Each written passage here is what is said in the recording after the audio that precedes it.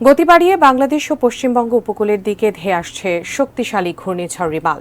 এরই মধ্যে রিমালের প্রভাবে দেশের উপকূলীয় এলাকায় বৃষ্টির সাথে বইছে মাঝারি ধরনের ঝোড়ো হাওয়া। আবহাওয়া অফিসের সর্বশেষ তথ্যমতে প্রবল ঘূর্ণিঝড় রিমালের অবস্থান পায়রা বন্দর থেকে 200 কিলোমিটার দূরে আর মোংলা থেকে 220 কিলোমিটার। ঘূর্ণিঝড়ের কেন্দ্রের 64 কিলোমিটারের মধ্যে বাতাসের একটানা সর্বোচ্চ গতিবেগ ঘন্টায় 90 কিলোমিটার, যা দমকা ও ঝোড়ো হাওয়ার আকারে 120 কিলোমিটার পর্যন্ত বৃদ্ধি পাচ্ছে। আবহাওয়া অধিদপ্তর জানায়, রোববার সন্ধ্যা 6টা থেকে পরবর্তী 3 থেকে 4 ঘন্টার মধ্যে মোংলার নিকট দিয়ে খেপুপাড়া উপকূল অতিক্রম করবে ঘূর্ণিঝড়টি। সেই সাথে ঘূর্ণিঝড়টির কেন্দ্র অতিক্রম করার পর এর নিম্নভাগ অতিক্রম অব্যাহত থাকবে, যাতে দেশের অন্তত 14 জেলায় ভারী বৃষ্টিপাত হবে।